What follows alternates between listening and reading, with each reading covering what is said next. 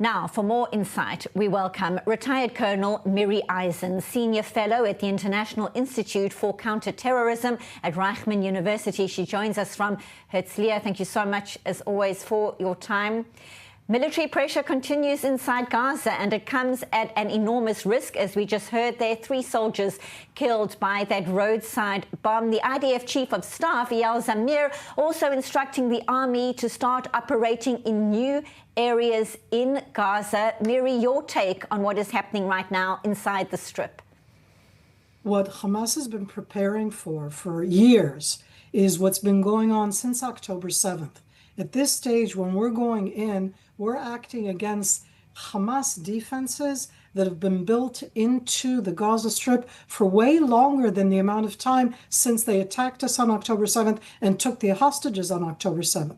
What they're doing right now is using that underground subterranean arena to give them mobility and protection, and especially to be able to pop up, place IEDs, those are these different type of devices, and to fight what they're going to try and portray, Benita, as a guerrilla warfare, as an insurgency against the Israeli coming in. And in this case, it's very challenging. We're still in urban areas, built up areas, that underground subterranean arena that the IDF is taking care of systematically and slowly. And at the end, how much have we dealt with? A quarter of the tunnels. That means that there's still a lot left. So at this stage, it's still the systematic, being very careful and understanding that Hamas has an advantage as a terror army inside its own territory that it prepared in advance. And while all of this unfolds, of course, aid distribution sites are in focus. Conflicting reports over a shooting at one of the sites, and it's obviously difficult to ascertain what has happened, who is doing the firing, who is doing the instigating. As we wait for more clarity, what is your sense right now on how this new mechanism is working as American companies oversee the distribution process? It's no better and no worse than what was there before. The difference is that it's something that Israel controls more. And I think that in its own way, Benita, that's what everybody is bugged by, that Israel is the one that instigated this and it's done in cooperation with us. Having said all of that, all of us, you, me, all of us, want the 2 million people in the Gaza Strip to have food. It isn't about their getting the supplies. It's about who gets to do that. Is it Hamas, not only the terror army, but also showing itself as the responsible one there?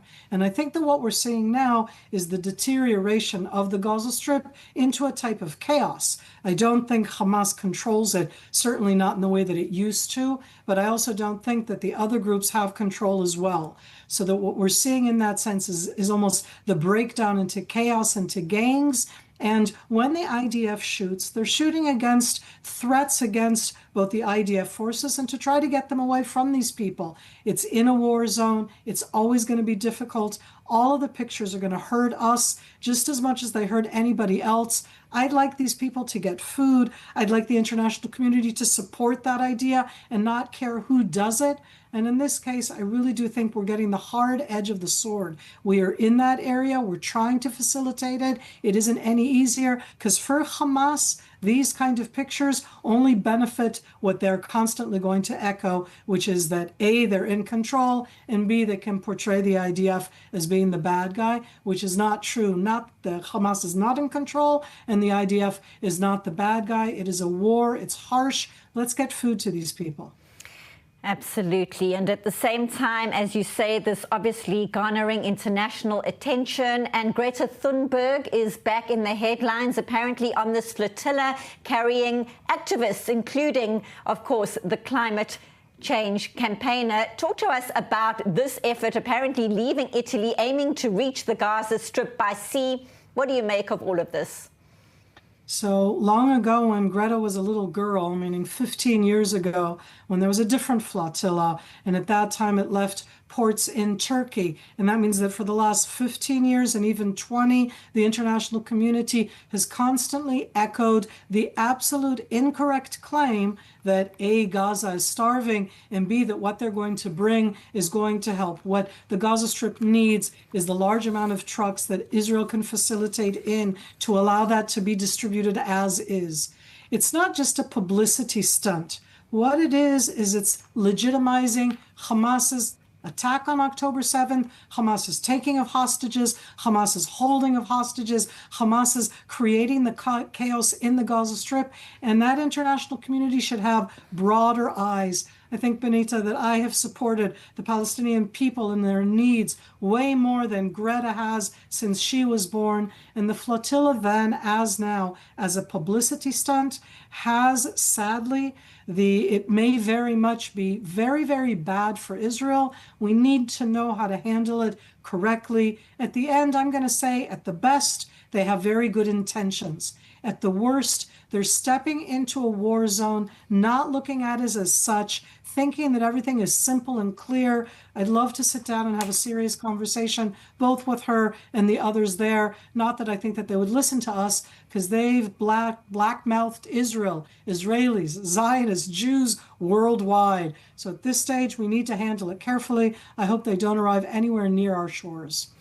Well, we certainly wait to see how that all unfolds. Retired Colonel Miri Eisen, stay with us. We've got much more to discuss, right? And still with us, Retired Colonel Miri Eisen. So all eyes, of course, on these ongoing diplomatic efforts, Iran and the US with these meetings, Israel keenly watching from afar. What are your concerns right now amidst these latest developments? I'm worried that with the United States, who is the United States right now, Benita? Is it what President Trump puts out? Is it what the negotiating team puts out? What are we hearing from there? I fear that Iran and the United States actually agree on certain things, meaning both of them want the negotiations to continue, but Iran does not want to close a deal. It wants the negotiations to continue. The aspect of enriching uranium a little bit or a lot, the Iranians have already been enriching uranium for over a decade. That's a very long time. They need to go backwards in time.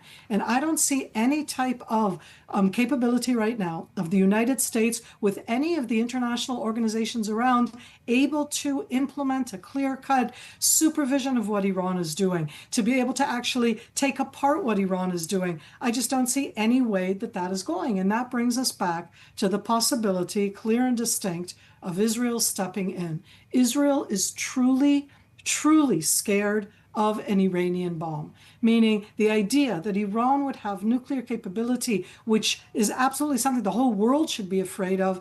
Israel is directly threatened by that. And I think that we would seriously think of taking an action that could defer it, that could push it away, that would change the premise of this type of negotiation.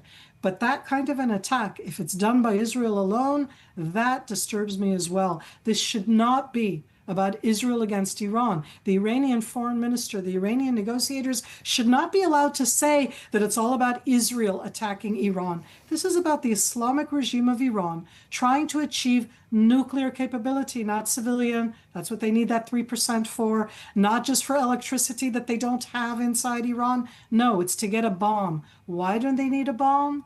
They keep talking about Israel as a cancerous growth in the world that needs to be removed.